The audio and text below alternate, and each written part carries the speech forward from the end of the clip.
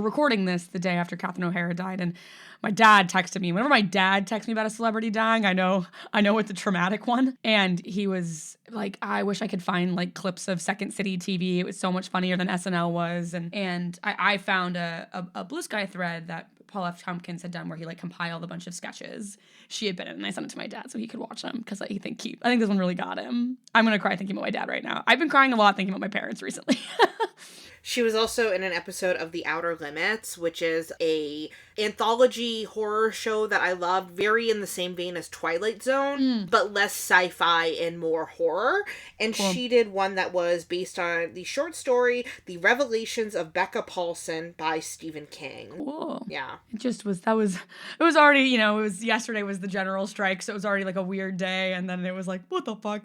The hits just keep coming. Yeah. I didn't spend any money yesterday. Good for you. I did it. I have such an odd relationship with kind of like the no work aspects of that because like all my meetings got canceled, but then I was like, I guess I'll work on my writing. But then I was like, is that kind of part of this? And at the end of the day, I was like, I don't think so, because no one's making money at any point from me working on academic writing. Yeah. I don't know. I think it's also, like, we were talking about it yesterday, that, like, because so many businesses around here were like, we, like, can't close. Yeah. Because, like, January, especially for restaurants, January is already such a rough month for all these small businesses. And so, but what a lot of them did was they would be, like, 25% of, like, all proceeds today are going to go to the Immigrant Defense Fund. And so a lot of places around me did that. My yoga studio did all of their classes yesterday. So they do this thing called karma classes where all the money goes to a charity. And yesterday, all of their classes the entire day were karma classes. So all of the money from all of the classes yesterday. It was a heartening time. Yeah. Speaking of strikes and unions, actually very much relates to today's topic. Welcome to Informed Attraction, a podcast about the plight of being hot, balding, and Italian, hosted by one evil doctor who crushes a lot of pussy and one educated mafia boss who crushes a lot of pussy. I'm Mackenna Goodrich. I'm Dr. Aubrey Hoffer, the pussy crusher. And today we'll be talking about what? I said Dr. Aubrey Hoffer, the pussy crusher. Yes. And today we will be talking about Stanley Tucci. I'd like to thank friend of the pod, Loey, for sending us an email about what not to wear and Stanley Tucci, which has made me picking my last few topics really easy.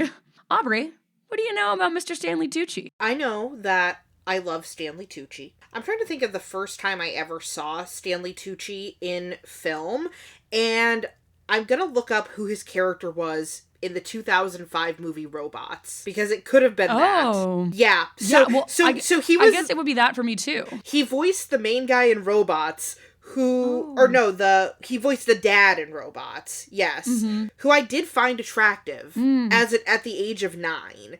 So it was probably either that or Devil Wears Prada. Yeah, same. I know, like, the first time I saw him was Devil Wears Prada. And then the first, I guess if he was a voice in Robots, I think I saw Robots in theaters. So then I would have, the first time I heard him would have been Robots. That movie was really good. It was really good. Do you remember that they used to, like, play it they had, like, there was, like, a whole themed exhibit for a while in the Arizona Science Center that was Robots themed. Interesting. I did not know that. Oh, I guess you didn't live as close to the Arizona Science Center when you were a kid as I did. No, because we moved there when I was a teenager. Yeah. Yeah, and then I'm going through his TV shows. I've never been a Frasier person, but I do love that in Frasier, every person who calls in is a celebrity. Like a celebrity cameo. I think that's cool. I gotta look up who he voiced in American Dad. That's fine. He's had like a big like voice acting like career too, because like one of his more recent TV credits is that Apple TV animated show Central Park. And BoJack Horseman. He plays an incredibly cool character in BoJack Horseman, which who is he in BoJack?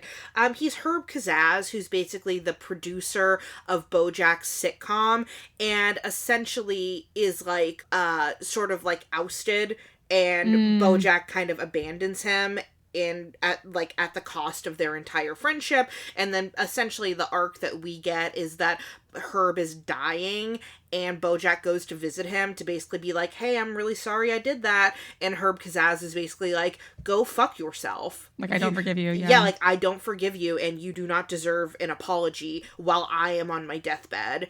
And it's really cool. I mean, it's very harrowing. Yeah, Don't think I got to that point in BoJack. I watched the first season and I was very unwell while I was watching it. And I was like, hey, this movie isn't the best thing for me to be watching right now, and I should return to it when I'm in a better mental state. Yeah, I love BoJack Horseman. If anyone ever wants me to talk about BoJack Horseman in any way, send us an email at informedattraction@gmail.com.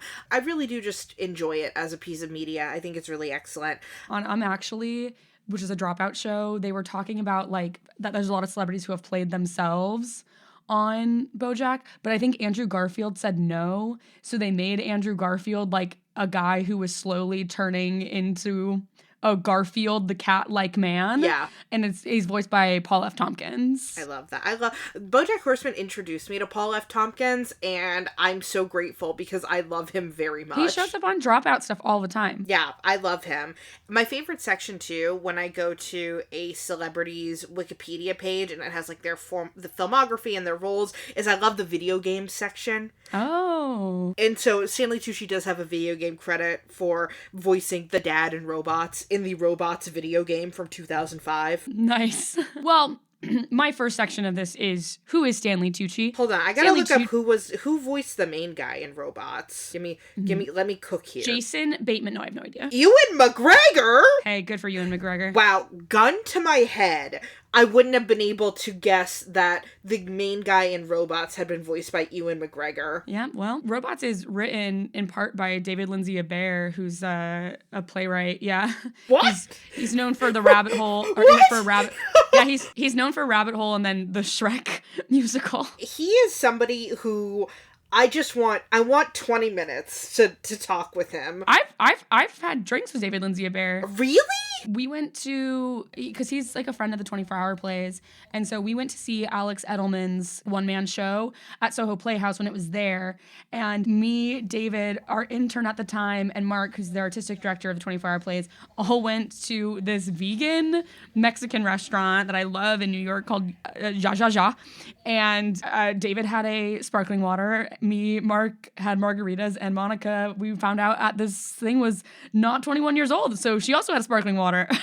I just feel like he is such an interesting, like, the duality of man type of writer, where he's written, like, Good People, which I think is a phenomenal play, but then also, like, Kimberly Akimbo, and I'm like, sure. Yeah, he's an interesting, he lived really close to me too when I first moved to New York, and it was really funny when we went to see Alex's show afterwards. Alex Edelman was like, Mark, you gotta warn me if you're gonna bring David Lindsay-Abaire to my show. That's awesome. Was he nice? Yeah, David's super nice. That's great. Oh, you're on a first name basis, I see. Well, I'm sorry, Mr. Lindsay-Abaire is super nice. No, I had a margarita in front of him. I love that. Yeah, that's the thing, is I live in Kentucky right now, so I will actually say, shocking amount of things that are filmed in the area around me. Yeah. Because when people want, like, oh, we're looking for a filming location that's kind of like middle of nowhere, actually kind of pops off. Like Shelbyville, Kentucky, where I do theater, which is just a tiny little town, has had multiple movies filmed there. Wow. Yeah, I guess Ethan Hawke filmed something here, like, in the past couple years, and the director of one of the shows I was in was talking about how, you know, he kind of just rolled up and he talked to Ethan Hawke for like a half hour and was just like super chill guy. Great. Who is Stanley Tucci? Stanley Tucci is an actor known for roles in movies like The Lovely Bones, The Devil Wears Prada, Julie and Julia, Burlesque, Easy A, The Hunger Games movies, and Conclave. He is also known for being extremely sexy to literally everyone. And that's sort of where this series started for me, because Stanley Tucci isn't the quote-unquote type that we normally think of as a sex symbol. He's on the shorter side for men. He claims to be about 5'8", and whenever I see a man claim to be 5'8", I know he's shorter. Yeah. And he's bald. And if you're like me, you saw him for the first time playing a middle-aged gay man in The Devil Wears Prada. But not only is there an allure, there is a nearly universal allure to this man. So I wanted to look into why. And to that end, I have dedicated myself to going into the Tucciverse, aka watching as much of his filmography as I possibly can. For this episode, I watched Prizzy's Honor, Crime Story Season 1, Episode 17, Who's That Girl, clips of Miami Vice, the TV show, Monkey Shines, An Experiment in Fear, 5 episodes of the TV show Wise Guy, and 3 episodes of the TV show Equal Justice. I will note that the man is barely in Prizzy's Honor and Who's That Girl. He's an extra in both those movies. So I wasted a lot of time watching shit that I really didn't need to, but it is all a part of the Tucciverse and is thus valid. Yeah. Stanley Tucci will return again in Avengers Doomsday. Yes. And has Stanley Tucci ever done a superhero movie? I don't know. I haven't gotten there. I've only gotten to the 1990s. God damn it. We haven't even been born yet. No, we're super not born yet. I think the latest thing I watched was 1991. He was in the Transformers movies, but I don't know if he's ever been in a superhero movie. Thank God. We stand. Oh no, he was. He was in the first Captain America movie. Oh my God. I mean, I feel like that was before MCU really was like the behemoth it is. I just forget about that because he's the one who creates the serum that they inject into Captain America. Really? Yeah. Yes. He's the one who creates the super soldier serum. Wow, I never knew that was Stanley Tucci. His range. Well, that's Stanley Tucci. So 2 caveats. A lot of the stuff from his early career, the 80s and 90s, is not available for streaming or for rent. And while I love this podcast, I am not willing to spend $45 on a DVD of a TV show that I do not care about for my arc about Stanley Tucci. If you are, send us an email at informativetraction@gmail.com and we'll send you the Venmo. Also, I was putting this episode together the week of the general strike on January 30th. And I sort of decided I didn't want to give Jeff Bezos or Apple any more money by renting from them. So I've had to sort of abandon the I'm going to watch this entire filmography thing, and I'm instead going to go for anything that exists on a streaming service that I already have or that I can watch for free on Canopy or any of the free with ads services like Pluto TV. However, I watched enough over the past week to start formulating a theory about Stanley Tucci's career. So welcome to dipping our toes into the balding era of Stanley Tucci's career. Because I did not know Stanley Tucci with hair. But some have known a Tucci with hair. Not me, because we weren't born yet. But some have known, and now I know a Tucci with hair. And he's cute. He looks just like cute Stanley Tucci. Yes, because Stanley Tucci is hot, Italian, and was at the time balding, he basically exclusively played hot, evil, and smart men. And I don't think that's a coincidence. Stanley Tucci is a character actor. And while that's probably obvious, I never really thought about him that way before. And in his early career, he was playing a very specific archetype that we do not see him play anymore. Will you describe to somebody who is like not in the know what a character actor is? Sure. I think I have a little bit of a hard time because all actors are playing characters, but the term character actor, I think it specifically applies to an actor who is normally playing in supporting roles, so not the lead character. And those supporting roles tend to be like very distinctive, sometimes like unusual or like quirky. And I think that like they also tend to be like kind of chameleon-y. But yeah, like this is someone who like, you know, it's hard for me to think of a movie that Stanley Tucci is the lead actor in. Like Doug Jones is a type of character actor for all the non-human creatures that he plays, but like that's different than like Christopher Lloyd is another character actor who always plays like really eccentric guys. Or like Toby Jones is one who I think of. I think character actor. Who's Toby Jones? He's an English actor. He's been in movies like The Mist. He played Uncle yes, Vanya. Toby Jones. Yeah. Yes, Toby Jones is absolutely a character actor. Absolutely. It's a lot of people who you'll think about being like that guy. Right. That guy from that thing. Yeah. Like John Carroll Lynch is a character actor. Oh, I love John Carroll Lynch. Yeah, and then thinking about like women like Margaret Hamilton, who played the Wicked Witch in The Wizard of Oz. The joke on BoJack Horseman is they always refer to character actress Margot Martindale. Oh yeah, Margot Martindale absolutely is one. Yeah, and so lots of like it's just someone who's like known for playing like a very specific type or like who tend to chameleon. Yeah. So like technically you could consider like a Gary Oldman a character actor, since Gary Oldman is always playing like because part of the thing with Gary Oldman is that he's always like unrecognizable in all of the things that he does. I think Bill Skarsgård is probably kind of a character actor at this point, for sure. Yeah, like, because I would say, right, like, you could think of Bill Skarsgård, who I would consider a character actor, especially in contrast to somebody like Chris Pratt, right? Yes. Like, Chris Pratt is not a character actor where, like, when you see a movie that stars Chris Pratt, you are basically watching Chris Pratt be Chris Pratt. Well, but also, like, and even outside, like, be Chris Pratt, like, Chris Pratt is not taking, he's doing shit like Mercy, right, but he's not taking, like, funny supporting side characters anymore, which he used like there's a world in which Chris Pratt became a character actor. Yeah. But that's not what happened. I think that's who he was when he was like doing early Parks and Rec, right? He was a character actor who was usually in the like stoner archetype. Yeah. Like I think Aubrey Plaza probably is like another good example of someone who like is or was at least a character actor, because she was always playing like sort of like acerbic monotone characters for a long time.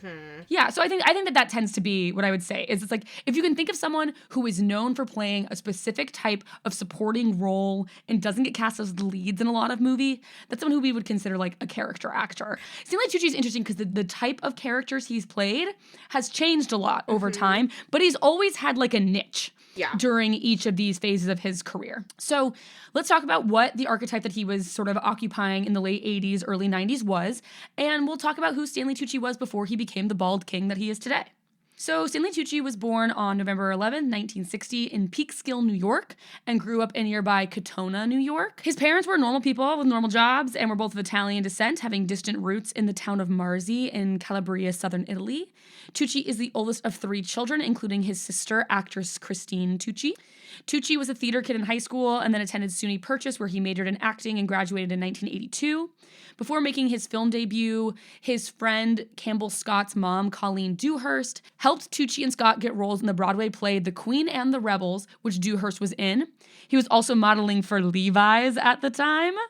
And then we get into his TV and film career around this point. Before we get into his TV and film career, I think we need to talk a little bit about 80s and 90s TV shows, which is not something I feel I had a lot of experience in going into this week. And I'm going to be so honest. I watched a lot of TV for this episode, and I'm going to say it. TV was not good in the 80s. And if you're thinking, Mackenna, no, of course TV was good in the 80s. What about blank?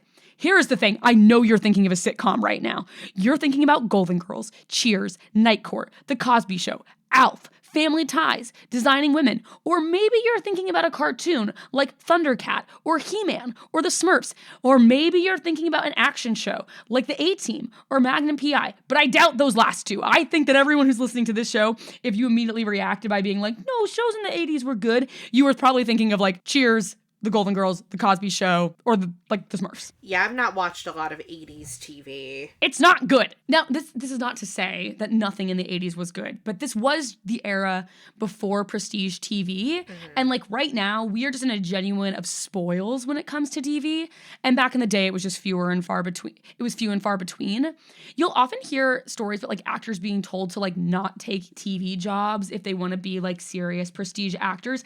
And that's definitely a hangover from like this era. And I think it just generally used to be true that you would get taken less seriously if you were a TV actor. But now we live in a world where like Mad Men and Succession exist. And so I just don't think that's really true anymore. I feel like now the equivalent of that is like actors on particularly the free streaming service originals. Like if somebody is on like a Tubi original, I think people are like, Yeah. But there is one uniting factor between the 1980s and now, and that is the network crime drama. Yeah. Which is a lot of what we're going to be talking about today. Love a police procedural. Because Aubrey loves cops.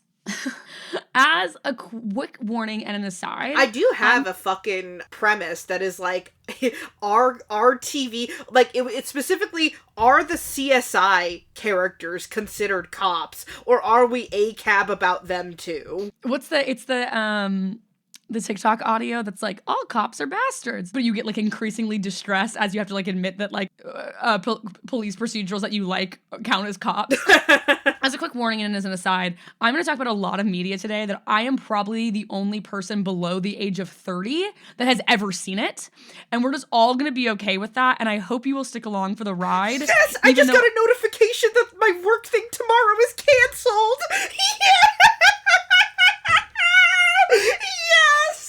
Yes, I have a Sunday to myself. Yes, I'm rubbing my body in joy. Sorry, as you were saying. I'm happy for you. Wow. Well, everyone, I hope you will stick along for this ride, even though I don't know that I can really recommend anything that I watched for this episode.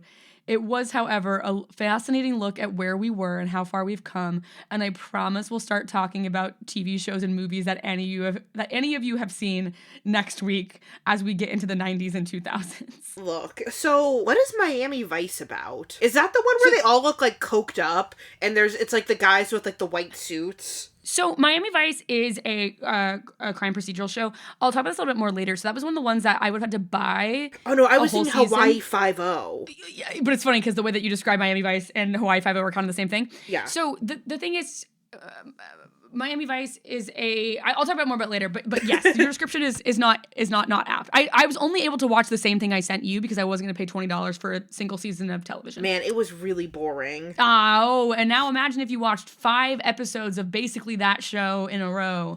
Do you have a crime show you like? Do I have a crime show I like? Yeah. Well, interesting question. So I think I've talked about it before that like my mom watches a lot of procedural crime dramas, and I think the two for me that I enjoyed a lot growing up that now I do kind of have a hard time watching because I'm like, this is unethical what you guys are doing, is for sure Law and Order SVU. I like really have a hard time with some of this shit they do on SVU. Well, Law and Order is just ridiculous. It's like it's like a parody. Yes, and then I also I really loved, and you know this, I really loved Criminal Minds growing up. I was obsessed with Criminal Minds growing up. Criminal Minds, I feel you can. For a long time, like Matthew Gray Gubler was like my number one guy. I think Criminal Minds you get a pass. I feel like NCIS doesn't get the pass. Criminal Minds, we give the pass. CSI, I'm going to say I give the pass to CSI Las Vegas, but not CSI Miami, and certainly not CSI New York. Certainly no. I don't think I've ever seen any of CSI. Oh my god, I love CSI. There's an arc on... Here's CSI Las Vegas was such an influential show that there is a 2-part season finale that was directed by Quentin Tarantino. Wait, really? Yes, because... I did not know that. Because Quentin Tarantino was like, this is the best show ever. Wow. I did not know that. Yeah, and it's fucking awesome. If I make you watch CSI, I will make you watch that 2-parter. Well, I mean, God, I'm gonna have to, if I ever actually do the CSI show, email us at informativeattraction@gmail.com if that's something you'd like to see.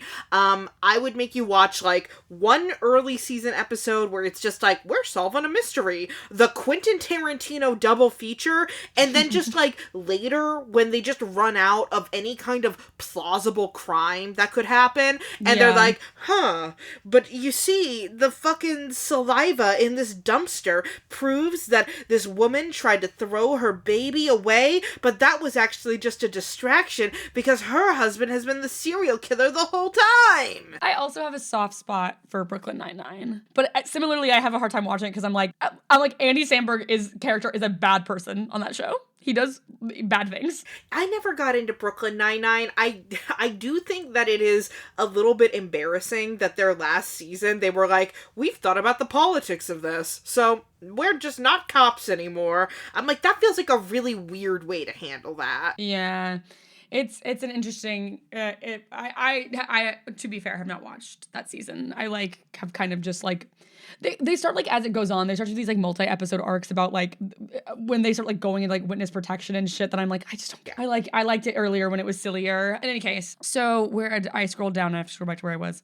Okay, so network crime dramas tend to be sort of like acting playgrounds for people, and even now I know so many actors in New York who have been like on an episode of Law and Order SVU or FBI or any of the other crime procedurals that my mom watches. That's one of the things I think about with like SVU is every time I watch an episode I'm like, this employed so many people. Oh yeah, I mean it employs so many, all those shows that are shot in New York, like you have a lot of like Broadway actors who will do like multi-episode arcs on them, and then like people I know, you know, they go do, and they're like the like victim's friend, and so they get paid for a day of filming here in New York, and it's like, yeah, they do. It implies a ton. It like that Grey's Anatomy, like all these like long-running TV shows employ so many people. Well, that's where, as much as I want to dog on shows like that, I am sort of like, the infrastructure around that is really I think a net good, especially for people who are working actors. Yeah, and especially because like TV shows are getting shorter and shorter, like episode orders are getting shorter and shorter, and those ones still have big episode orders, and so it is good. The existence of those shows is very good for working actors who are not celebrities. Do you think the genie is just out of the bottle forever when it comes to like how long a season of TV is, and it's never going to go back to having anything longer than 10 episodes? Or do you think there's a way to get that back? I don't think it'll never go back, but I think I think because they don't have to, they won't, because it's more expensive. But yeah, so I think it's unlikely we're going to go back to like every show consistently having 20 plus episodes a season. Yeah. But I do think people are getting really kind of sick of the like 6 episode thing. Well, you need it, especially for something like a sitcom. Like, my husband's a huge fan of that 70s show, and so we watched that 90s show, and the first season of it is only like 10 episodes, and we were like, okay, whatever, like it was all right. But then you think about how the first season of that 70s show had like fucking 25 episodes, and no one really likes the first season of a sitcom ever. But then season 2 of that 90s show, they finally catch their stride, and then they get canceled because no one watched because the first season wasn't good. Whereas I think that if it had gotten like a 24 episode order, I think it would have had time to grow into itself. Because especially with a sitcom, right, you need to build a premise for recurring jokes and things like that. I think that's why we're getting less sitcoms in general because of that. Well, I think also now the beef I have with sitcoms is I'm a big fan of the sitcom era where it's based on Friends, because I think that you have like a sitcom arc where OG sitcoms were really based around the family unit, then they start to get based around the friend unit, and then it moves to like workplace, and I hate a workplace sitcom. Oh, see, I love a workplace sitcom. See, and I'm just so bored of them now. Like, I see an ad for one, and it's like, we're the one that's in the high school, but it's not Abbott Elementary, it's white people doing gymnastics or something. And I'm like, I don't care. Yeah. I think the other thing that these network crime dramas really did is they created these like recurring villain arcs for people like Stanley Tucci to sort of like get known before they then become these like serious serious movie actors later on. And there's a lot of iconic 80s like movie villains, and there's lots of archetypes that you can throw around within there. But I was thinking a lot about this archetype of like the educated villain as I was watching this early Tucci stuff. Someone who could cook the books or screw you in court or kill you and explain why it's logical. And like specifically like Alan Rickman as Hans Gruber in Die Hard comes to mind here, or Renee Belloc in Raiders of the Lost Ark. And I think there's that like a lot of the characters that Stanley Tucci plays in this early part of his career fall into the same bucket. Right, because he's not physically intimidating, but when he is a villain, what is intimidating about him is that he knows what you're going to do before you do it, and he has the money and power to make sure that, like, you can get disappeared and no one will ever know. Right, and he's very smug about it, and I think that the thing that I would characterize all of his characters that I'm going to talk about today as is they're all smug. Yeah. And why are they so smug? Aubrey, why are they so smug? They got big wieners. They got big wieners. They crush a lot of pee. So I think that like Stanley Tucci in this era is very, and he's a young man in this era. You know, he's like in his late 20s in this era, and he's hot, but he's not like boyishly handsome. Yeah. He's got an angular face, a strong nose, really intense eyes, and he reads as sexual but not soft. How old is he in the Miami Vice clips? 24, probably. Oh my God. Yeah, and he has a mature look about him, because I would have guessed he was like 30 at least. No, I think he's like 24 or 25. Wow. Yeah, he is certainly in his 20s because he was born in 1960. And so anything in the 80s, he was in his 20s. Wow. Yeah. So he really has had a mature. It's interesting because. Well, it's also because he's balding. Right. Well, I also think he like looks. Yeah. And that has really kept him looking pretty much the same for like decades. Yeah. Wow. I kept writing the note of just like, he is crushing so much puss in every single example I have. I was like, when I was watching the Miami Vice ones was one of the last ones that I watched. And I was like, I was waiting for the girl to show up, because I was like, literally in all of these, he's been slanging some dong around, and it finally came. I feel like if Stanley Tucci is to me kind of the example of like, I think all women and all people attracted to men find him attractive, but I don't think straight men really understand. I think that we got to text a straight man. I think the equivalent to that for me, and this is just my personal take, is I think the female equivalent to that is I think men find Emma Roberts attractive, but I don't think like women who are attracted to men find Emma Roberts attractive, if that makes sense. I'm texting an abundance of straight men to see what their response is. Because I feel like for me, I'm attracted to women, but interestingly, like, the women where I kind of, like, draw the line is I'm not attracted to Emma Roberts, and I'm not attracted to Emma Watson. And I, like, don't understand even really the appeal. Like, in the sense, and not like I'm saying I don't think that they're attractive women. Like, I think they are obviously, like, conventionally beautiful women.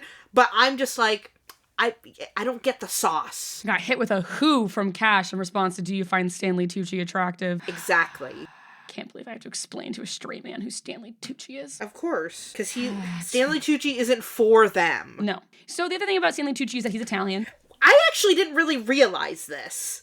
I vaguely knew that Stanley Tucci was Italian, and I know about the movie Big Night, which I'm like, oh yeah, that's like an Italian type movie. I didn't realize, like, his entire early filmography is just, he's the Italian guy. Hey, we have a Cash. I'd say he's a good looking man. Well, in straight man, that means a couple drinks in him. So yes, Stanley Tucci is Italian, and he's often playing characters that are adjacent to corruption. A lot of his early film careers are mob guys. In a lot of the movies I couldn't watch, he's playing like bit part mob guy. So like that, a lot of his early career is mob guys. And at this point, I have to talk about racism against Italians. It did happen. It did happen. Right. So Tucci thinks he played a lot of bad guys simply because he is Italian. In an interview with Entertainment IE, he said the following, which I'm gonna send to Aubrey. You have to remember that Italian Americans and anyone who had a dark complexion were always playing the bad guy. That's not so much the case anymore, which is great, but if you were of Italian extraction, you were cast as the bad guy. And I think that this reminds me of a class I took in grad school that was about race and racism.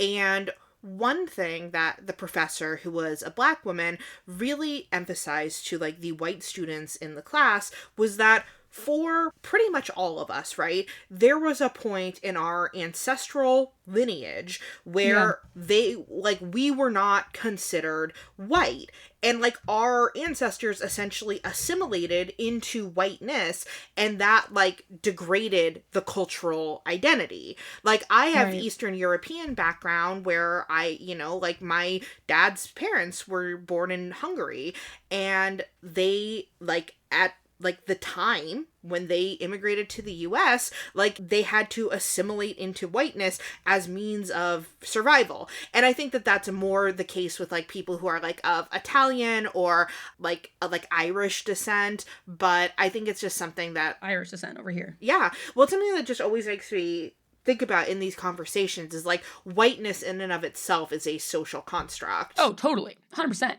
Absolutely. I think we see that now too, right? With, like, a lot of, like, Hispanic people, like, wanting to assimilate into whiteness. Well, like yeah, Ted you have. Cruz. Well, I mean, you literally have the distinction between white Latinx people and not white Latinx people, right? Now, and I think also, like, the other thing that when I was doing research about this topic, it seems like, at least in the U.S., Italian people started being considered white sometime between the 20s and 50s. Mm-hmm.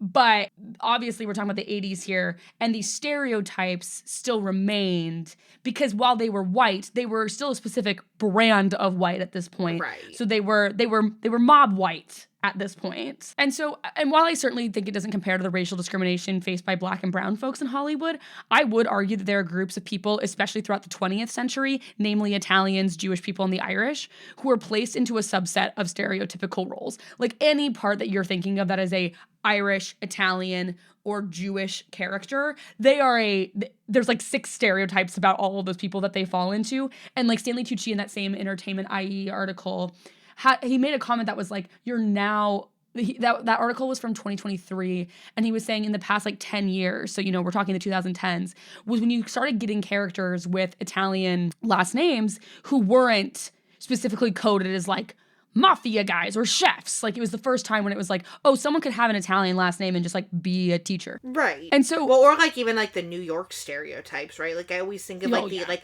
Italian American stereotypes specifically. Yeah, absolutely. So for Italian people, especially those with darker complexions, I think that largely meant mafia guys, but definitely bad guys in general. So basically anyone who can be described as swarthy, really that just means darker complexion. But I think because of the word smarmy and also these cultural connotations of like darker complexion equaling bad, you often get like swarthy and smarmy sort of conflated with one another. And so that just like swarthy also, I think sometimes people use the word swarthy to mean like a bad guy, but it just means a person who's dark-skinned. Well, I think a lot of people just confuse the words because I've heard people use the word swarmy, which is not a word, but I think they use it as kind of interchangeable for both. Yeah. Again, certainly no comparison to the racism faced by BIPOC folks that persist through Hollywood today. But I think he makes a good point throughout this interview that, like, this was a stereotype that existed in Hollywood at the time and that he personally dealt with very acutely. He refused to play mafia roles for about 10 years until 2002's Road to Perdition, directed by Sam Mendes. And I think that that's definitely part of it, but I also do want to talk about how his hairline, I think, also played a big part in it. So I think hair in Hollywood is coded very specifically, especially in drama and TV series. Especially in drama, TV series, and films. Full bald, you're older and an authority figure. Full hair, you're a romantic lead. Receding hairline, a morally compromised striver. And this is different in comedies. And while Tucci's later career gets into more comedic roles, he's in like everything he's in early career. He's in a dramatic role or playing like a bumbling mafia guy. So at this point in Tucci's career that we're going to be talking about today, he still has hair, but is also clearly balding. So he's not bald enough to be like the older boss man, but he's also not haired enough to be innocent. He often is playing like a young guy who's like taken over his father's mafia business. So this suggests ambition, resentment, and slight bitterness. And so he ends up landing in this like thinks he's smarter than everyone in the room and might be right type of role. Yeah. And I just like generally want to talk about balding a little bit today, and I'm sure we'll talk about it more once we reach full bald Tucci. What, you're laughing? Well, I know a lot about this topic because I had gotten funding and collected data and had an entire study I was going to do on this topic with the man who sexually harassed me in grad school. Oh no. That was like the topic of our study was no way. We were looking at men's feelings about their hair loss. I have the data set still on my computer that I will probably never actually use. So I'm buying a gun. I know. It's so I actually know a lot because you're probably going to talk about the different hair patterns and there's like a scale. We use not today. We're just gonna talk about like some general stuff and its connection to media. But like some of the papers I looked at did start to bring that stuff up. Yeah, that was actually like a huge direction I wanted to take my career into. No. Hey, it's so great that a man can ruin a woman doing really interesting research into men. Yeah, isn't it great that he studies gender? I'm buying a gun. He studies gender and how to make men not be misogynistic. Sometimes the call is coming from inside the house. I mean, we talked about this before. We've talked about like guys who think they're good guys, so they don't think that they are capable of doing something like that, but they are still misogynist when it comes to their interpersonal relationships with women. Yes, 100%. And they oftentimes use a mask of like, I am an ally, to use that as a shield of protection when it's like, oh, when I accidentally did a sexual harassment, it probably wasn't actually accidental. Like, it was actually probably very intentional, but I can use a little bit of a, I don't know. Yep. But I didn't mean it. Yep. Yeah. Well, some brief thoughts on Aubrey, I'm so sorry that happened to you. It's okay. Well, it's not okay. It actually is really, really bad that it happened, but enough years have passed now where I have a career that is, at this moment, bigger than his, and I'm years behind him. Hey, hell yeah, brother. And that's T. Yeah. So some brief thoughts on balding in general for men. There was this era on the internet where men thought it would be hilarious to be like, take a girl swimming on the first date as a gotcha to be like, see what she looks like without makeup on. And then a lot of femme creators got the idea to be like, well, yeah, how about you take off your hat? Show me your hairline. And often when you see insults thrown at men people don't like online, the phrase balding is almost always in there. And just as somebody who does like body image stuff, this is something that I've like had to talk about on social media. Like, somebody insulting your appearance is bad, but when you respond to that by then insulting their appearance, again, all you're doing is communicating a message to other people that it is okay to appearance shame within certain parameters. And I think that is a net negative. That's why, like, I've had people ask me a lot what I think of, I think Drew Offalo, is that her name? Who has like a whole platform where she's done a lot of that. I never really support doing that sort of thing, just because, like, if at the end of the day, if what we want to happen is for people not to appearance shame others, we can't do that through the act of appearance shaming. Right. I feel like also baldness is something that is investigated by the internet and tabloids in a similar way to plastic surgery. So men are often investigated for getting like hair transplants. I think prominently about Harry Styles as a huge... People were like really going after his hairline, and then when he shaved his head, everyone's like, well, obviously he's getting a hair transplant. And it's like, let the young boy live. He's fine. It's interesting because right now I think that I've seen two different sort of reactions to balding on social media when it comes to younger men. The first is I've seen a lot of videos on TikTok, particularly of, it's like women, sort of like hairstylist business owners who do toupees. Yeah. And there's this whole kind of up and coming like trend of like normalizing the toupee, doing all these before and afters. There's a very hot guy who I followed on TikTok when I still use TikTok, who like talked about his whole toupee journey, and he like had it for a while, and then he was like, guys, I have something like admit to all of you, like, this isn't my hair. Yeah.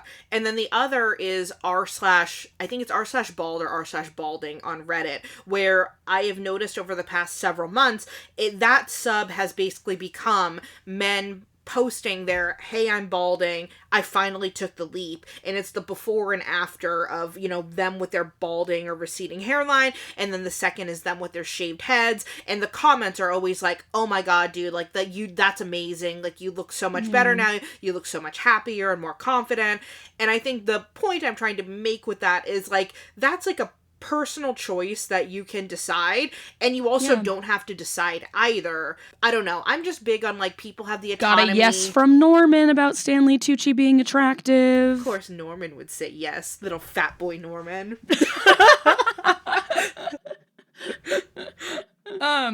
Little doughboy. He looks like the Pillsbury Doughboy. Not anymore. Not any. Did I say that was negative? Was I using it in a pejorative way? No. But I just think he would want that distinction to be made. No, as a young man who's out there trying to date. I am going to fat shame Norman into an eating disorder.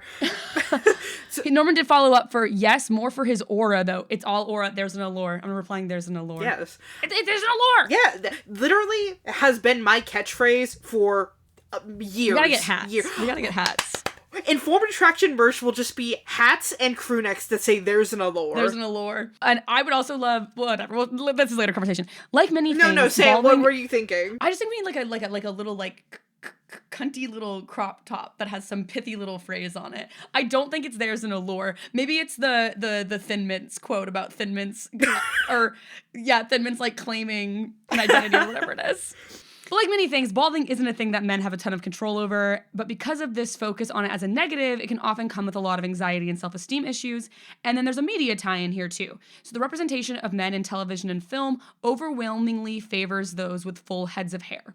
One investigation found that only 3% of characters in movie and television programs were bald, while another study of 5,000 images of men in popular magazines showed that only 8% of men were bald or balding. I'm going to say I do think a little bit of this is cultural, and I'm going to use one anecdotal example from my singular friend from China, where I have a friend named Sonia, and one time I was trying to explain to her like why people don't find balding attractive, and I use the example of, you know, people might think of a character like George Costanza or like somebody like Larry David when they think of a balding man, and that's not like those men don't typically play romantic leads or conventionally attractive characters. And she was like, show me a picture of who you're talking about, and I showed her a picture of Larry David, and she went, oh, I think he's cute. So there you go. I'm sure it's cultural. That's why we now know how the entire country of China feels about balding. We do. So since there isn't a lot of representation of balding men in at least Western media, it isn't that surprising that men experience insecurity and body satisfaction in relationship to their hair loss.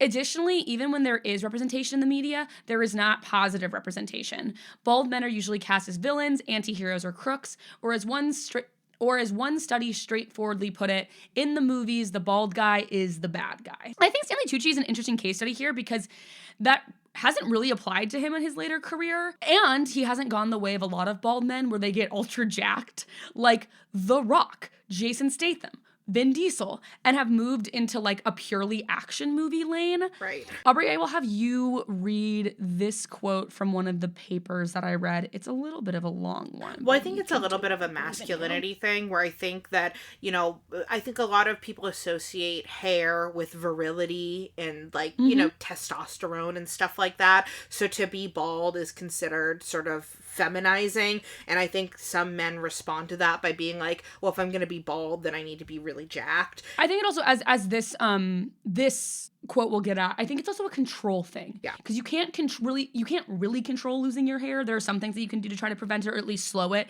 But it is, I think the working out thing tends to become a control thing. But if you would read this quote. That was one of the questions I had for the study that I did that's in the data set that's on my computer. Was we asked them specifically about feelings of control when it came to body stuff and feelings of control when it came to hair stuff. And we were going to compare that because no one has published research on that topic. Anyway, it's fine. Here's the thing. I'm just going to say this because I just think it's good to put this out into the ether. Like, when you have experienced any kind of, like, sexual violence, particularly in the workplace, like, you lose so much. Like, you lose things in, like, the interpersonal sense, of course, but it's, like, there are also just these, like, long-standing ways in which your career is forever augmented because of what has happened. And it is, like, I think a loss to entire fields and disciplines. Anyway, I think maybe sometimes justice is you get to kill somebody with a gun. Okay, will you read this quote about balding now? Tellingly, in several stories, the construction of this novel male self specifically involved these young men immersing themselves in what scholars call muscle-building body projects. Time and again, contributors spoke of dedicating themselves to fitness and exercise regimes as soon as they made the decision to no longer have head hair. They realized that they were more than their hair, and now that was gone, they could devote more focus to the rest of their body. This exercise or muscle gain quietens? I've never heard that as a verb. Me neither.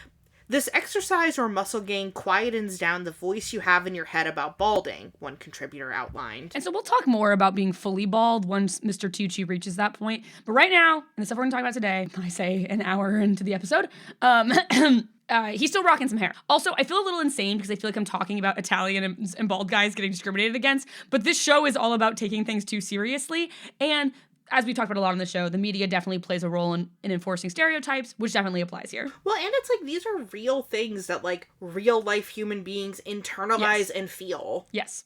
And that's who we care about on this show. Real life people. Yes. So what did I watch this week? First, I watched Prizzy's Honor, a 1985 film directed by John Huston, starring Kathleen Turner, Jack Nicholson, and Angelica Houston. It's noted everywhere that this is Stanley Tucci's first movie role. So I watched the entire fucking movie waiting for Stanley Tucci to show up, and it turns out he is an extra and the back of his head is in one scene. Could you identify? I went back and I found it. I did not like this movie. It got nominated for 8 Oscars. Angelica Houston won an Oscar for this movie, and I realized I had heard about this movie because I read about it in Angelica Houston's memoir when I read that book a few years ago. Is it like a mafia movie? The movie is not good. It is a mafia movie. It's a satire of mafia movies. Oh. Jack Nicholson is, bar none, giving the worst acting performance of his life, and I mean it. Huh. I've always heard good things about it. Sucked. Hated it. Wow. I'm being vicious. There were parts of it that I really liked. I don't think it's a good satire. Then I watched Crime Story Season 1, Episode 17, wherein Stanley Tucci plays a guy who has been firebombing casinos as the casino workers are on strike and the mob is trying to overtake the casinos. Basically, they let Tucci off on the firebombings if they point him in the direction of a guy who murdered a union leader. And then Stanley Tucci gets Jeffrey Epstein in jail. We see Tucci in one scene when they when the cops confront him, and then we see his dead body hanging in prison in his prison cell at the end. Right. Then I watched all of Who's That Girl, a terrible movie from the 80s starring Madonna. You can read my review on Letterboxd for more on that, in which Stanley Tucci has a single line 5 minutes into the movie, and then I watched the rest of it because I wanted to log it on my Letterboxd. What is I didn't even know that Madonna had done movies. She was famously in Evita. Oh, how could I forget? How dare you? She is not the problem with Who's That Girl. The problem is that movie is a tonal nightmare. And it's a movie that should be like a John Waters camp film, but they're playing it way too straight, except for Madonna, who knows the world that she's in. What is Stanley Tucci's one line he has? At the beginning of the movie, the very rich guy who the male protagonist works for, is having what is basically a very fancy puma shipped to the United States to have as a pet, and Stanley Tucci is one of the dock workers, and he's like, they're arranging for someone to come pick it up, and that's the whole thing. Right. Oh my god, are we gonna talk about his, like, cursed blue contact lenses when we talk about Lovely Bones? Yeah, we're not there yet. I know I referenced a movie that he did, like, 30 years later, but I just remembered his cursed blue contacts. Yeah. You know what's interesting, Aubrey? Uh-huh. The one no I've gotten so far about Stanley Tucci is from an AMAB non-binary person who said, I don't find any man attractive. Well, what are we gonna do? So maybe it's only AMAB non-binary people who don't find Stanley Tucci attractive. If you're an AMAB non-binary person who finds Stanley Tucci attractive, send us an email at informedattraction@gmail.com. Yeah. Then I didn't want to spend $20 buying a whole season of Miami Vice, but I found a YouTube compilation of Stanley Tucci as mobster Frank Mosca. Miami Vice is an American crime drama television series created by Anthony Yerkovich and executive produced by Michael Mann for NBC. It stars Don Johnson as James Sonny Crockett and Philip Michael Thomas as Ricardo Rico Tubbs, 2 Metro-Dade Police Department detectives working undercover in Miami, Florida. So one time I asked my husband, this is a challenge to anyone who is in a relationship or just near somebody, go up to that person right now and go, if you had to come up with an alias, a first and last name on the spot, what would your alias be? I did that to my husband once, and his answer immediately was Don Johnson. I feel like I would know that was a fake name. I'm sorry. It sounds like a fake name. Yeah, it sounds like a fake name. Mine was Diane Jenkins. You know what's funny? I also did think of a D name though. My immediate reaction was the first name Daisy. Okay, what's the last name? Daisy? Stockman. Daisy Stockman? Okay. Yeah. Fuck it, sure. These all sound like fake names. Yeah, I know. Because tell me think of a fake name, I'm gonna think of a fake name. I don't know. I don't think Daisy Stockman sounds any less fake than Mackenna Goodrich. But maybe it only sounds real to me because I know you're a real person in front of me. I know several real Daisies, so maybe that's why I thought of Daisy. Oh. Anyway, so in this episode that Stanley Tucci is in, he's playing a mob boss. Mosca is so confident that he'll get off that during the courtroom scene, he's like passing chocolates around. He's reading a newspaper. He has a succulent Italian meal while he's in jail. Aubrey, anything else about this episode of Miami Vice? He seduces a woman. Yeah, I mean, really the only thing that I got from the clips was just him talking to the lady, and she's like, how do you want to decorate your house? You want Art Deco? And he's like, nah, I don't want old shit in my house. I want new stuff in my house. And then she's like, so you're a minimalist? And he's like, yeah. He also apparently in the next season of this show played a good guy for a couple episodes, and I think it's very funny to have him play a mob boss. His range. It's like I know like on shows like SVU that have been on for so long, they'll have people come back and like do characters after they have, but it's like 2 seasons in a row you're gonna have him on. That's crazy. The other thing I learned from watching, he was fucking somebody on the production team. Maybe he fucked his way up to the top. Sure. I also think that what I learned from watching all of these TV shows from the 80s is that gunshot and punch sound effects on all of these shows are the funniest thing in the world. It's so I'm gonna link the Miami Vice one, and like audience, I feel like you have to watch the whole thing, but the part where he shoots a gun is so fucking funny, and all punch sound effects are like they don't sound like how punches sound. They sound crazy. Mythbusters did an episode where they did something about how to recreate the TV punch sound. I can't remember whether they were able to recreate it or not, but they did a bunch of experiments where they tried to recreate that sound. Does not sound good. So then the first thing I sort of watched in full that he had like a larger role in that wasn't him yelling a single line as a dock worker was the film Monkey Shines, which is a 1988 American science fiction psychological horror film written and directed by George A. Romero. Its plot follows a young athlete who becomes paralyzed. Its plot follows a young athlete who becomes a paralyzed quadriplegic and develops a bond with an intelligent service monkey named Ella, who becomes homicidal after she's injected with an experimental serum of human brain tissue. There's like several scenes where like Ella's trying to kiss the protagonist of this movie. She's like sexually obsessed with this man. That is really similar to a movie that is out right now called Primate. Is that the plot of Primate? It's not exactly the plot, but it's like similar in the sense that it's like the lovable family monkey goes crazy. Sure. Yeah, this is also like, what's interesting about this one is it's like specifically they are like basically having this like folie à deux bond where it's like they're like any like mean thought he has, she like goes and like assassinates the person who he like has a mean thought about. For example, so who Stanley Tucci plays in this movie is Dr. Wiseman, an evil asshole doctor who does a bad job of fixing the protagonist's spine. Like basically later in the movie, he like goes back to a different doctor and is like, oh, you could totally walk. He just didn't do a good job on your first surgery. And in addition to not doing a good job of being a doctor, he also starts fucking the protagonist's ex-girlfriend. And so then Ella kills them both by lighting a cabin on fire. Look, I don't think that that's technically a HIPAA violation, but it is a big douchebag move to do. Exactly. So he's not playing a mobster in this movie, but it definitely still fits into his overall archetype of asshole who is smart and crushes puss. Great. Then we get into television program Wise Guy that I watched 5 episodes of. Great. Wise Guy is an American crime television series. It's centered on undercover agents of the Organized Crime Bureau, a fictional division of the FBI, as they infiltrated organized crime groups. They do these like big multi-episode arcs and then have some one-off episodes between them. Stanley Tucci is the main villain of one of these arcs during the second season of the show. So the plot of this, it's they call it like the garment district arc. So David Sternberg and his father Eli run a clothing business and are being squeezed by garment district kingpin Rick Penzolo, played by Stanley Tucci. Italiano? Rick Penzolo. I think it's actually like Enrico Penzolo, but they call him Rick. Sure. David goes to the OCB for help, and so Vinny, who's like the main kind of guy, he's like the whole thing of Wise Guy is Vinny was like an ex-con who they basically hired to be their undercover agent on all of these stings. So David goes to the OCB for help, and Vinny is recruited to act as security for the Sternbergs. In the episode Next of Kin, Vinny is hit by a taxi cab and replaced by Agent John Henry Raglan, a philandering family man who was on a leave of absence after he blew the covers of 2 OCB agents during an interrogation.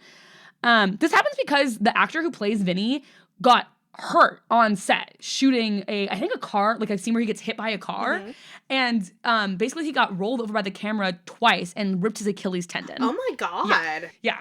Ken Wall, who plays Vinny, it's actually pretty tragic because he was in a motorcycle accident previous to being on the show, gets into this on-set accident during the show, and then his acting career ends when he gets into another accident later in his life that hurts his spine, and so he retires from acting at that point. Damn. So Raglan finds that Penzolo has no way of like profiting from like all of this turmoil. Like he's doing all this like weird fucked up shit to the Sternbergs, but Raglan is like, he can't be making any money on this.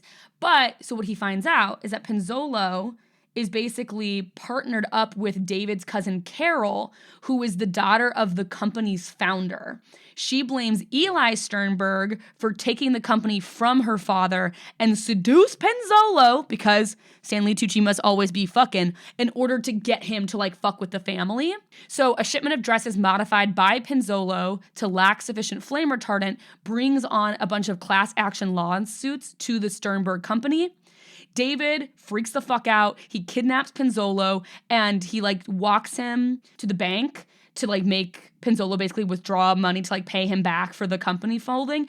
And then because Penzolo is an evil genius, he shoves David off of him and goes, "He's got a gun!" And then the bank security shoot David dead. So he didn't technically kill David, because he had a gun and he was trying to stick up the bank, even though he wasn't. Wow. So then Carol is like, "Oh no, he's gonna have me killed because I don't."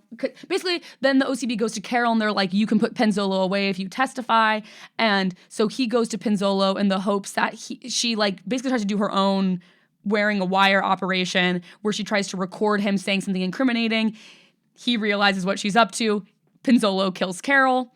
And then now they don't have any evidence. He's about to flee the country to Morocco. So Raglan shoots Pinzolo in cold blood and gets away with it. And that's the end of the arc. Wow. I felt a whole litany of emotions. And that is, I'm so happy that you felt a whole litany of emotions. The thing is what I just described would be a really good arc for like 2 episodes of a TV show. And then instead, this is expanded out over 5 episodes. And each episode is like, it's an hour long program. So they're all like 40 something minutes long. The middle episode gets into this like really kind of interesting thing about the treatment of Chinese workers in the garment district. Sure. And like they like get involved with like a strike. I called Raglan philandering because he cheats on his wife with like one of the Chinese protesters who's like basically like the strike leader. And it's an interesting plot line, but it just felt really kind of like it felt weird in the context of everything else. They needed to stretch it out to 5 episodes. I genuinely think so. So Tucci's vibe as Pinzolo, it's he's very smug. He knows he's being watched throughout the whole series, this whole arc, but he still is very dominant. And he's not like the other mobsters. He went to an Ivy League school and he has a juicer in his office. He's sexy. He looks good in this. He does, because he crushes a lot of pee. Yeah. So then the last thing I watched in this era was Equal Justice. And this is, we're going to ever so briefly dip our little toesies into the 1990s here, and then we'll come back to them next week. So Equal Justice is an American legal television drama that aired on NBC from 1990 to 1991. The series details the lives of the district attorney's office in Pittsburgh, Pennsylvania, and it features a young Jane Kaczmarzyk, Sarah Jessica Parker, and Joe Morton. So here, Tucci isn't playing a bad guy the way that he has in, like, the past few. It's more like in Monkey Shines where he's playing kind of a dick. And even like, I would even say he's less bad in this than he is in Monkey Shines. But he's still a dick in these episodes. He's in 3 episodes. So I watched 3 episodes of this show. So in several episodes in season 2, Tucci plays Detective Frank Morelli, who starts a romance with ADA Julie Janovic. They meet at a crime scene where Morelli lies to her because the mother of the perp had asked for a lawyer, and he doesn't tell Janovic that, and she gets a confession without the lawyer present. And he's very much like, well, he's 18, doesn't matter, blah, blah, blah, I'm Italian. Then he keeps tricking her into going on dates with him by saying he found a suspect and then being like, oh, suspect bailed, but we could go into this restaurant and have dinner. Wow. I like that he turned into a Jewish grandmother. I'm sorry, was that not a good Italian accent? No, it was perfect. Thank you. He takes her on like a 3rd date to this dive bar where a woman does a burlesque routine to Mine Air from Cabaret, which I felt personally attacked by. You know how sometimes the universe will just like put something in front of you and you're like, oh my God, it keeps happening. The 2nd Cabaret mention I've had today. Today? Today. There's a local theater near me and they just announced their season, and their season is Cabaret, Sweeney Todd, Best Christmas Pageant, or whatever that one is called. Oh, yeah. One Flew Over the Cuckoo's Nest, and Come From Away. Oh, Mine Air from Cabaret is, I choreographed and directed Cabaret in college, and then I use Mine Air from Cabaret a lot when I teach like jazz classes. And for my 28th birthday, because it was my golden birthday, I decided to be a brat and make it all about me. And so a friend let me use him and his wife's dance studio that they own to teach a dance class to a bunch of my friends, and we did Mine Air from Cabaret. Cabaret is it might be actually my favorite musical. Me also. Yeah. So Julie gets uncomfortable being in this dive bar while a burlesque routine is going on, and like the burlesque dancer specifically comes up and starts flirting with Morelli during the number. And so she gets uncomfy and she tries to leave, and another man who like had been watching her play pool earlier tries to get her to stay. And so then him and Tucci get into like a fist fight, and then they make out in the car. Her and Stanley Tucci? Yeah. Nice. And then their romance ends in the next episode when Tucci yells at a bunch of defense attorneys at a dinner where Julie is being honored. He's like, you guys don't live in the real world. You let the criminals fucking go, man. And then they break up, and even in their breakup, he keeps being like, lawyers don't live in the real world. As if cops do. Stanley Tucci, you're hotter as a mob boss. All cops are bastards. So I think that in all of this, I've sort of described 3 major roles that he had early career. These were all very kind of like small, supporting character actor parts. But all of these parts and many of the other parts he was playing in movies throughout this time, even the ones I couldn't watch, like I would look up the character and it would be like, he's a mob guy, like he's a mob flunky who's in one scene of this movie from the 1980s. And so it's like the the risk, the trap of that is he could have fallen into like just being one of those guys. Oh, you know that guy who always plays mobsters and being like an eternal second tier villain. But the gift is he got to do a lot of acting early on because people would be like, oh, Stanley Tucci is a guy who's good at these types of parts. Let's cast him. So he was working a ton and gives him credibility. And like all of these were also like I think specifically Pinzolo in Wise Guy is a pretty complicated character. I would say he's probably the most complicated character. He's number one, I think he's the best actor out of anyone on this arc of Wise Guy. And B, he's like has the most complexity. And I think he was able to kind of parlay this into an indie film career and then getting more commercial roles as we get into the 90s and 2000s. So the key idea here is that while he's playing all these unlikable characters, he's very undeniably magnetic and fascinating to watch on screen. Right. Well, at the end of the day, right, like when you want to be an actor, you want to act in things.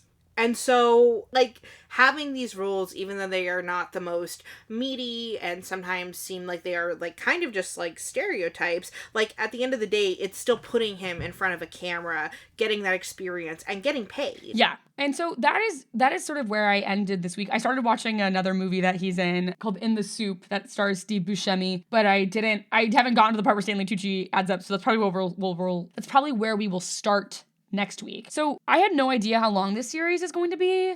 In college, I watched Daniel Day-Lewis's entire filmography, so I thought that this would be easy. However, for context, Daniel Day-Lewis has 30 acting credits, and Stanley Tucci has 144. Well, you know, I think that it's good that you're keeping in this mentality of watching things that are available on streaming that you already own or are easily accessible to you and just kind of skipping those that aren't. Yeah. I kind of feel like you can probably skip his television credits, to be honest. I would have had nothing to talk about this episode if I skipped his television credits. I know, but I feel like going forward, like, I think when you reach the point where you're like, okay, he's now like a movie actor, then maybe like his... Aubrey, I don't think you understand. I originally was going to watch all 144 of these credits. I have decided to make good financial choices and not do that, but I'm going to be watching as much of this shit as I possibly can without giving Jeff Bezos more money. So true. So true. So lock in. There's a lot of Tooch where that came from.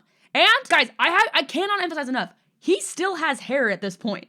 We have not yet even reached bald Tucci. We're still only in balding Tucci. He hasn't even reached his fucking final form yet. I think the main point of this week is that Stanley Tucci did not start as this, like, America's cultured uncle.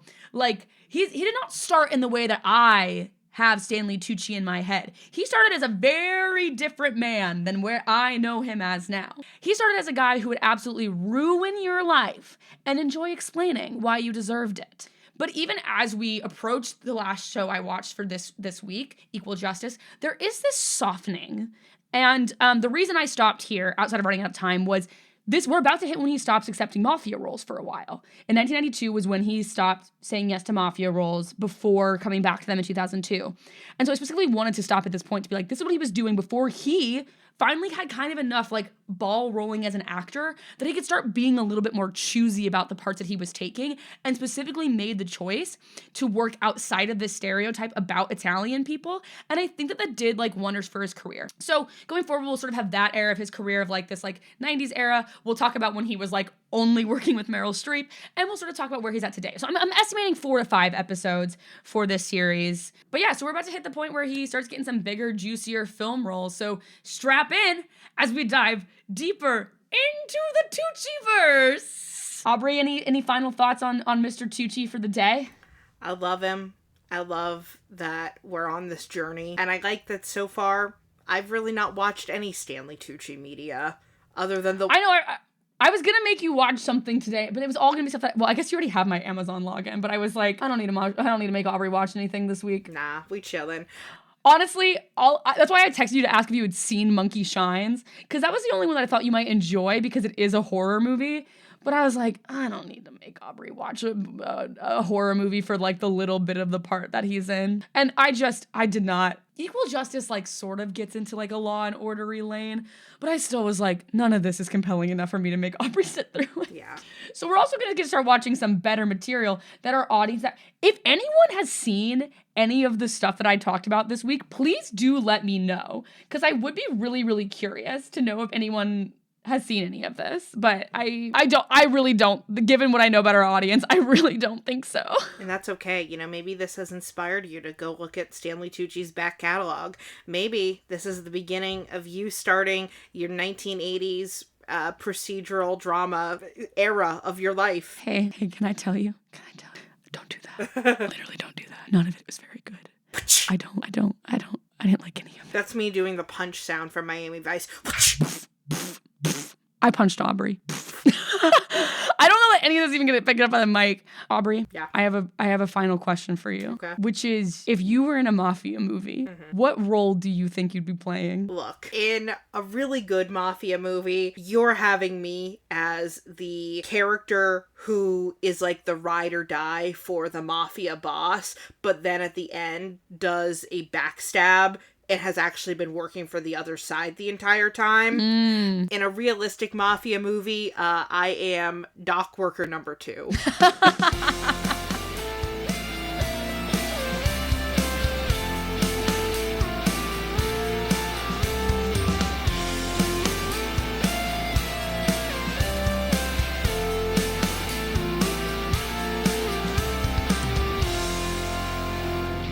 Have a question or a topic that you would like for us to discuss? Send us an email at informedattraction@gmail.com.